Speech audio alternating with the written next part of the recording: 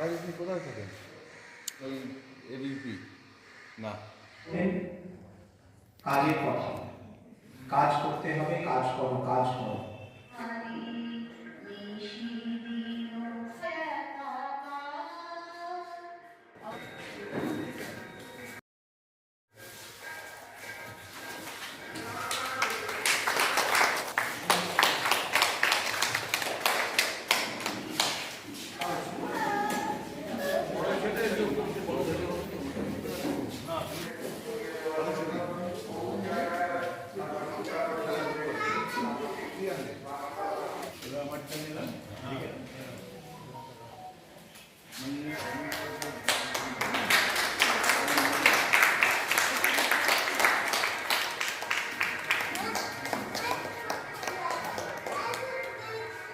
কাজ করে দিতে পারেন।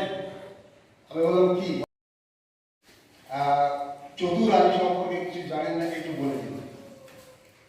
আমি বললাম কেন চতুর আলীকে আপনি জানতে চান? মানে ওরা প্ল্যানটাই আমি ভেস্তে দিতে চাইছিল। বইটির যে শিরোনাম এখানে দেওয়া হয়েছে সেই শিরোনামটি বলে দিচ্ছি যে এই অঞ্চলের যে ইতিহাস, এই অঞ্চলের যে রাজনৈতিক সাংস্কৃতিক চেতনা, তা যে বঙ্গের ইতিহাসে একটা গুরুত্বপূর্ণ স্থান দখল করে আছে, সেই কথাটাকেই আবার তুলে ধরেছেন অমরনাথ বাবু।